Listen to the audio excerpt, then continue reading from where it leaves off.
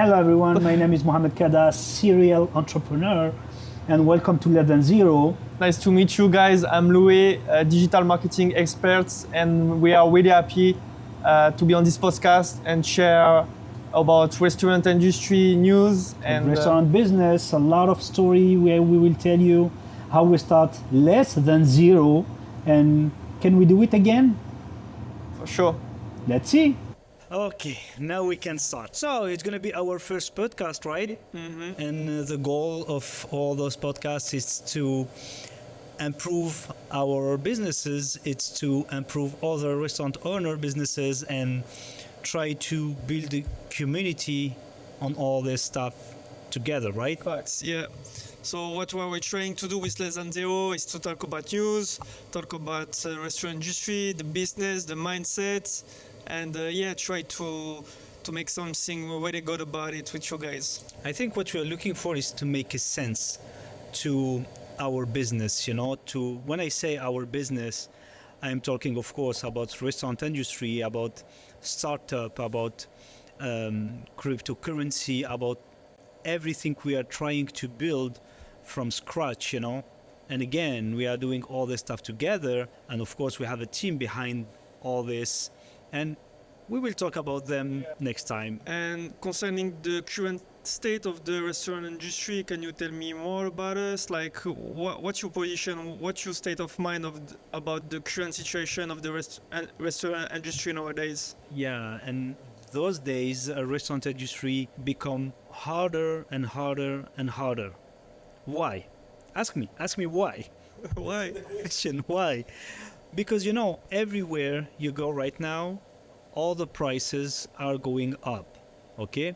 But you cannot, as a restaurant owner, you cannot just put your price up and up and up, I mean, increase your price. You cannot increase your price with no limit, okay? What the restaurant owner is supposed to do, like every cost are increasing right now. I'm talking about like the food cost, like the electricity cost. I mean, everything is the utility and stuff like this. Yeah, like to you, what's currently what the restaurant owner can do, like to find a solution, and still try to make some profit at the end of the month, You have to understand something. In the restaurant industry, in any business, every penny you don't spend on utility, on all the charges, on a lot of things you don't need to spend on, it's gonna going to your pocket. In the restaurant industry, the profit are very, very, very low. It's between 4 and 6%. And right now, restaurant, owner, I'm talking about people need and understand what I'm saying right now. As a business owner, a restaurant owner, I'm in the restaurant industry since 26 years, and we will talk about my story just after if you want. But every single day, a restaurant owner has to fight to find a solution to have more profit, And when I'm talking about more profit, I'm not saying they want to become rich or stuff like this, They're just looking to have what they deserve. And again, you have to understand something. A restaurant industry and a restaurant owner specifically, he's not working 8, 6, 7 hours a day. He's working 10, 15, 25 hours a day, because you sleep with your restaurant, you wake up with your restaurant, you will go to vacation with your restaurant. It's never stop. You are always working. You need something, you have to fix it. It's a lot of work, and they deserve a little bit more. Yeah. And that's true, because I noticed that since I'm working with you, to me, it's like you don't really have a difference between your personal life and the restaurant. I mean by that, like, you're spending a lot of time for the restaurant, even during the weekend. Yeah, it becomes very difficult for restaurant owner, I think, to in vacation. You are always thinking about your restaurant, your store, and what's going on, because when you are not here, you think something gonna happen, but we have to learn to teach how you change your mind, making you trust people and make your restaurant running without you. And this is the goal, by the way, of our podcast, our videos, and all this stuff, is to show people what they can do to improve themselves in their businesses, you know? Yeah, definitely. I started this business, I like say, I was 10 years old. This is a funny story because when I I didn't start 10 years old, of course, but I was on it 10 years old. I was living in Algeria, okay? It's north of Africa. Yeah. Okay, it's next to Morocco, Tunisia. So living there, and it was amazing, nice. 26 years in this business, okay? And I had to fight and to understand how to improve myself, how to improve my business, how to improve my family. When you have a wife, 3 kids, and a restaurant, you have to have a time for everyone, for your business, for your team, for your wife, for your kids. Restaurant take a lot of time, right? Don't take a lot of time. How long you been in the restaurant industry? For 26 years, okay? But it's a lot. Of course, it's a Like how old are you? but it's a whole my life. But I let me tell you something. I started in this business, I was 10 years old. I was living in Algeria, 1990, okay? Living in Algeria, having a lovely life. And my neighbor has a restaurant. And he was working alone, nobody working with him. And one day, after lunch, it was a weekend, after lunch he was really busy and he didn't clear his table. So at 10 years old, I went there and I start, removing the plate, the fork and all this stuff and cleaning his table. I did it for maybe 10, 15 minutes, and Did he pay you for he that? saw me doing this and he didn't say nothing, After that, I went to him, I said, hey, my friend, listen, I clean all your table. Now you have to pay me, And of course, he said no, because You are in Algeria, right? I was in Algeria. And he told me, my little boy, I didn't ask you nothing. You did it by yourself, but I will give you something to eat. So you can go behind the kitchen. It was a fast food, okay, with a pizza and french fries and stuff like this. So still a good deal. Still amazing deal for 10 years old kids. And when I went behind the scene, behind the kitchen, it was like magical for me. It was amazing. I see, no way, I have all this food for free. And I swear, I took a big piece of pizza by the slice. We call this square pizza, okay? And I sit behind the kitchen at the floor eating this pizza as the huge gift in my life. You have to understand that, in Algeria, we never went to the restaurant with my family, never. And the first time you went to the restaurant is to clean the table. Yeah, and eating this big part of pizza and this soda, we call this gazouz, okay? Just want to let you know. And for me, it was really magical. And I feel something, I knew it. I knew it. When you know something, you do something. So wherever I grew up, and the civil war started in Algeria in the 90s. Okay, we have to escape, and this is my story. We had to escape. We attempt to come to France. Okay, similar time, but we wasn't the only one looking for to go to France. Okay. Like a lot of people was trying to flee Algeria at the time. A lot of people was looking for to leave Algeria to go to France because we have a big story with France. Wherever we try a lot of time to come to France, but no way. It was very difficult. Why, you didn't obtain your visa? Or? No, because we went to the airport. We had our ticket, but the flight was completely booked, was overbooked, or even canceled. And I really remember I was 13 years old. It was in 1993. But the funny stuff on this story is 1993, September 5th, we get the opportunity to go to France, to Paris. Yeah. And we fly from Algeria to Paris, but unfortunately, the flight has Crashed. no, the flight has to stop in Marseille. Marseille, it's south of France. It's again, you have to understand. I'm 13 years old, a kid, and it's September 5th, my birthday. For the first time, I am going to France. Was during your birthday? Absolutely, yes. But the funny stuff is because the company, they cannot bring us to Paris, they keep us in Marseille. They give us a hotel, restaurant, a gift, money. It was my birthday, my friend. It was my birthday. And they say, the first time in my life, I am going to the hotel. The first time in my life, I am going to the restaurant to eat something. Was there any mother at the time, or I was only with my father. All my family already, went to France? Yeah? because we have to go one by one. It was so magical again for me because I discover It was a new world for you. absolutely new world. Absolutely. I was the guy who walked with no shoes in Algeria. It was huge. I love it, But I came in France with sleepers, with the short. It was cold. This is how my life started. And I think this is a second chance we had right now. And I remember everything. I remember the smell, how France smell. This is huge anyway. This is really huge. So then you flew from Marseille to Paris, and at what age did you work in the restoration after that? You have to understand I had to go to school, okay, at this time. And France give you a lot of opportunity in school.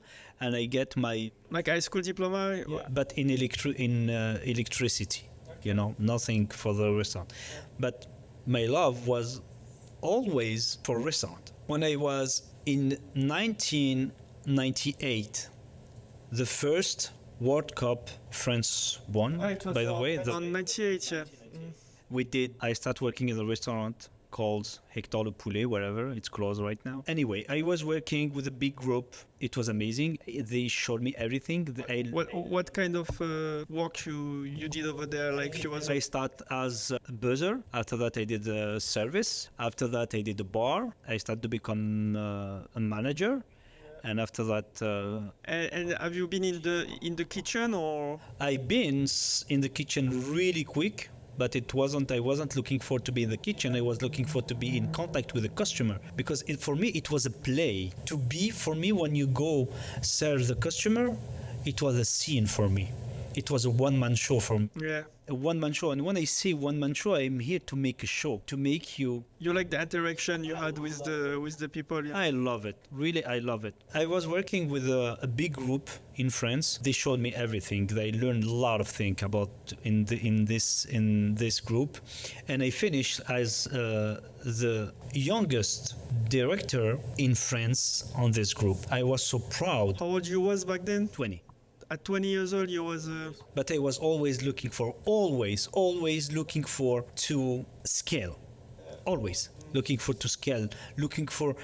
I always looking for the information. I never wait to someone give me the information. If I need something, if I need the info, I will go pick up this information. I spent 5 years with this group. Okay, now it's 2005. I feel myself bored, and I say it's time. My wife was pregnant to my first daughter in 2005, and again I say stop. I want to talk with the big director of the company and say I will stop working with you. He was really sad because they were proud about what I was doing. You was doing. When you spend 5 years in this company with never to be late, never miss a day, never. So I missed one day, but we can talk about it in next episode. But what did you had in mind at this time? Like when you quit, you had a plan in your mind, or what happened after? My plan is I thought if I bring a lot of money to this restaurant, I can do it for my restaurant. And I say, okay, let's do it. Let's take a risk. What's gonna happen? You will lose something? Okay, let's try. And I decide to open my first restaurant. But here we go, less than zero. I didn't had any Any money? money to open the restaurant. The only thing I had is the knowledge to run a restaurant. So I start, looking for newspaper. It's not like today you have YouTube, and not YouTube. You have you go to Google and you Google, looking for restaurant next. Press articles, stuff like this. You have like in the press. Absolutely, it's de particulier à particulier. It's mean peer-to-peer ads, and I found this ad say a guy want to sell his restaurant in Paris. I say okay, let's see. Like at this time, you did have some money on the side, or not really? Zero, less than zero.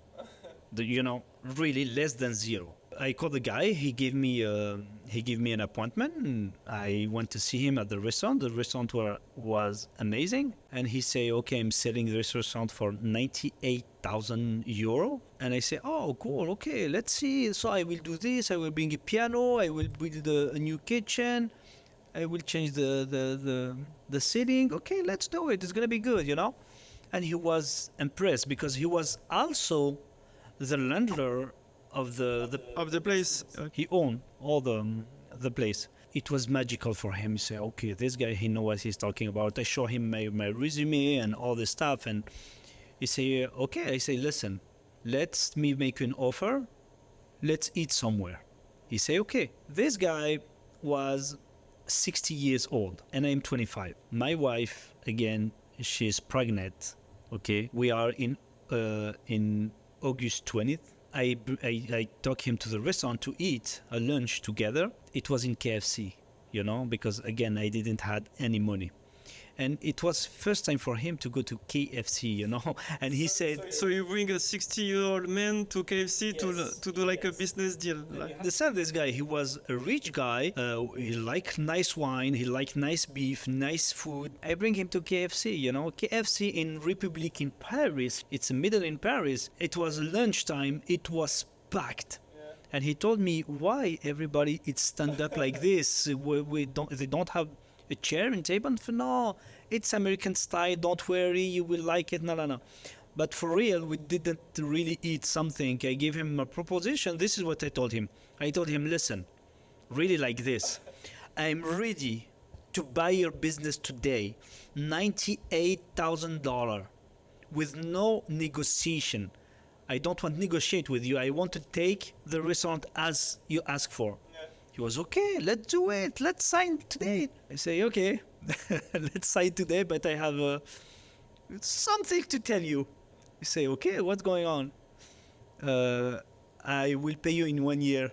He was, what? No way. No way you will pay me in 1 year. If you listen, let me finish my proposition. I will pay you in 1 year $98,000. But right now I will rent the facility, the restaurant, and I also will rent the business, the name of the business. And he thought about it, and he said, okay, let's do it. So we signed a promissory. Like a proposal, you mean? Proposal. We signed together. We went to the lawyer. My wife gave birth to my baby Shireen, in August 28th. And I was waiting for the final signature with the landlord to finalize all this stuff. In September 5th, 2005, he called me, we signed, and I gave me the keys. When it sounds a little bit crazy, but this is my story. 25 years, your first restaurant, you have nothing in your pocket, you have to buy stuff. What was the proposal like? She was paying him every month or at the end of the year? I was paying him every month the rent of the business. It was $1,500, and the rent to be in the business. And the rent to be in the business? It's renting to renting. It's crazy stuff, but I was paying also $1,500 for that. And for him, it was very interesting because he got $3,000 a month. I'm talking in 2005. 2005, it's a long time ago, it's a lot of money. It was the hardest year of my life, absolutely. Because when you open a restaurant with nothing, you don't have a choice. You fight or you give up. That's it. So if I'm talking right now about this story, because everything ended up really good, I can, again, with this guy, after the first year, I made with this restaurant $198,000 in sales with a big profit The first year? this year, and I pay him his $98,000. And after the first year, I'm sorry. How was the first month? Like you had already his customers, or you have to build a new customer base? How did it work? Like this month was the most horrible month of my life, because when I opened the restaurant, I thought I will get customer every single day, opening 11 in the morning, closing at 1 a.m. 1 a.m. with nobody in the restaurant. Absolutely nobody in the restaurant for 3 weeks. For 3 weeks. Yes. And why was that? Like I was asking myself what's going on. Other customer didn't want to come to the restaurant anymore. Or? Okay, this is the funny stuff of this story is we had my landlord just bought this business from another landlord who owned the business before me, and it was an area gay friendly, and the previous landlord was gay. Okay. And so the customer base was what, like? secondly was LGBT wherever. And when I talked the business, he said to everyone, this guy Mohamed, okay, it's a Muslim, he's a Muslim guy taking over. He said what he said exactly. He said he's homophobic. Absolutely not. I told you for 3 weeks. So 3 weeks later, I have six guys coming in the business, 6 gay guys coming in the business, and 6 GG, and coming in the business, asking for food, drink, and stuff like this. I was really... So your first customer after? Yeah, but I was really low in everything. I have maybe 1 Coke, maybe 2 orange juice or stuff like this, and maybe 1 thing or 2 on the menu. It was just a bar, or you were selling food also? Yeah, it was a kitchen and bar. Okay. But I was at the end of my thing because no money. I had to pay my first month, 3,000. I had nothing, And those guys start, start acting really too much gay. Yeah? Too much, Like, I'm not sure how I can explain this. I don't want, people think I'm... This is the first episode of Mohamed. Let's don't get... And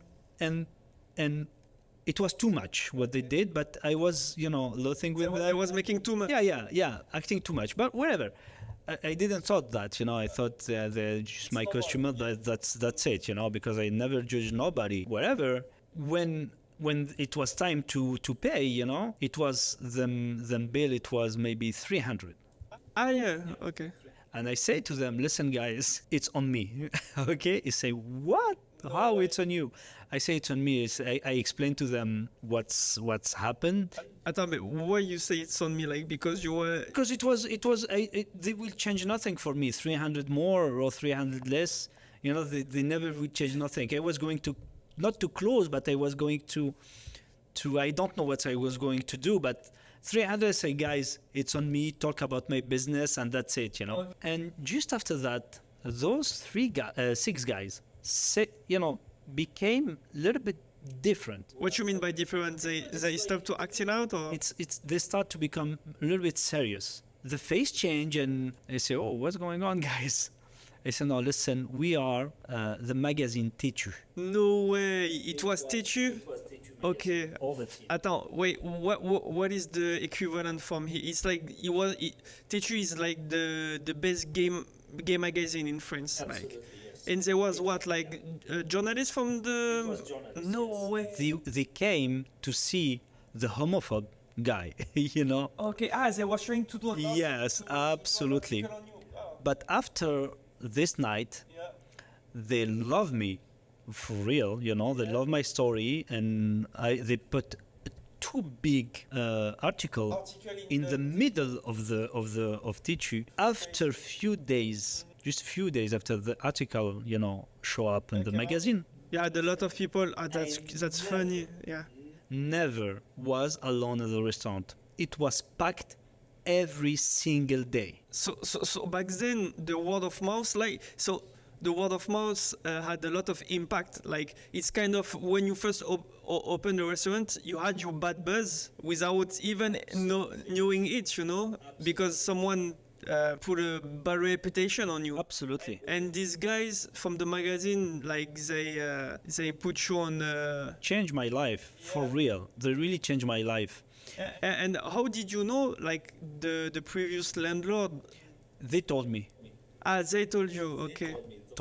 They told me we are here to meet the homophobe guy. And I said, guys, I'm just here want to make business. I don't think about your origin. I don't think about your religion. I don't think about your sexuality, you know. Do whatever you... Let's do business, guys. Yeah, let's do business. That's it, you know. This is... Yeah, it was really hard. And I was always thinking about my wife and my daughter, you know, on this situation, you know, because it was crazy. But we didn't give up, by the way. We continue doing business, and to become to my landlord was this guy give me the keys to build my life, to start building my life. This guy, he changed my life. I'm looking for him to thank him for everything. And okay, and how long did you stay over there? Like, did you? So I was there for 3 years. Yeah. But after the first year, when I paid back the landlord for the business, we start making together the same thing. We bought another restaurant in Paris 11th. After that, in Paris 9, 2 restaurants together. We sold them. I work on it. When you say 11 and 9, it's the district, right, in Paris. I work on it. I built them. A year after, I sold them. Ah, okay. Ah, it was just a flip. Ah, yeah. Spent 50-50. Okay. So basically, what he did, like, he put the money, like, to buy the restaurant. You work on it, you develop the business, and then you sell it. Absolutely. Just like we just doing right now. Absolutely. Except you put the money now. I put the money now, and I build and I sold. Because. What do you think? Like, because this restaurant, what was the name of it, by the way? La Petite Vertu. Petite Vertu, the first one, yeah. The Little Virtue. So, for you, was it harder to develop the business at this time in Paris, or the first time you opened your first restaurant here in the US? Like, not compare, because at those time when I started, I did a lot of mistake. Okay. A huge mistake. Cost me a lot of money. I didn't make money, you know. But what kind of mistakes you did, like as a younger restaurant owner, as a younger entrepreneur? Hiring people, you know. Okay. You always make mistakes. Yeah, hiring is a really big thing in the restaurant industry. When you start, before you know selling stuff, you have to know how to buy stuff. Yeah. I didn't know that, you know, because when you think you are good on something, when I thought I was good in developing business, I wasn't wrong, you know. I was sure I know how to develop business. Yeah. But the thing is, I didn't know what's happened behind the scene, the paper, the taxes, and specifically in France, listen carefully. In France, the taxes, it's 49%. 49%. It's a half what you. No, with France it's funny because it's kind of like France is your wife or husband, you know, like you're married to France, you know, you gave us so much money, like. Yeah. I learned a lot of things, you know, in France. They gave me the knowledge to learn, and so again, I took my own vision to how I want to build my life, how I want to build my business, and how I have to. It's always to see how we can do to grow, but not alone, grow with people. It was, yeah, indeed. So, first experience in France, so it was your first restaurant, and how many restaurants you had in France in total? Like 36 restaurants? That's a lot, yeah. A lot. But I can talk all about them. One by one. So what's the most restaurant you had at the same time? At the same time, like how many restaurants you had at the same time? In the same time, I got 7 restaurants at the same time. And I built a lot of restaurants in Toulouse. Yeah, in the southwest of France. Absolutely, south of France. It was huge and amazing. I built a lot of restaurants there. I built a big community there. But again, you know, I came in USA because again, I was bored staying in France and paying a lot of tax. And I love France, but taxes, I don't like too much taxes. I love paying taxes, it's not a big deal, but I want to know where my taxes goes. No, yeah, that's correct. Yeah. Paying taxes is not a problem. We have to pay taxes to make the society works.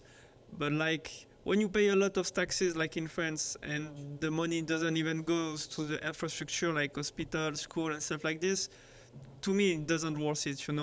Like here in Florida, we paying 7%, and I mean roads are clean, school are great. I don't want, I'm not a victim, but I want to talk about something. My name is Mohamed. In France, it's become a little bit hard, your name is Mohamed, you are Algerian.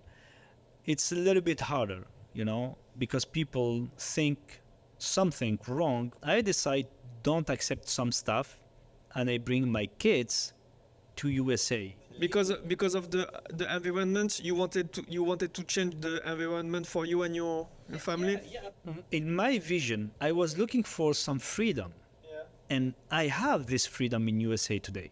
I really have it. It's not a joke, I know it's hard for a lot of people To understand. for me too, It's not that, but we are living our American dream. And I can say it because I will explain a lot of things through different episodes, on my podcast. Because less than zero, it's mean we can only grow in our life if we decide to. So, of course, if you decide to just, stand by and wait for something happen to you, absolutely nothing gonna happen. But if you decide to grow your life and people around you, ask me some question, And future episode, maybe we can talk about a different thing. All right, it was nice for the first episode. By the way, thank you everyone for listening, and hope to see you guys soon. We're gonna have more story to tell. We're gonna have a lot of MVT on this channel, and again, thank you for supporting us. Less Than Zero is gonna be a big podcast one day. Make sure you follow and follow HJAG, Sample Virtual Kitchen, and everything we do, because we are doing a lot of things. We are doing a lot of things. We will, of course, we'll explain to you a lot of things. We will show you a lot of things, and that's it. Welcome to Less Than Zero. And again, sorry for our English. We speak maybe a little bit broken English, but this is America. And we're making money, so we're good. Thank you, guys. Bye.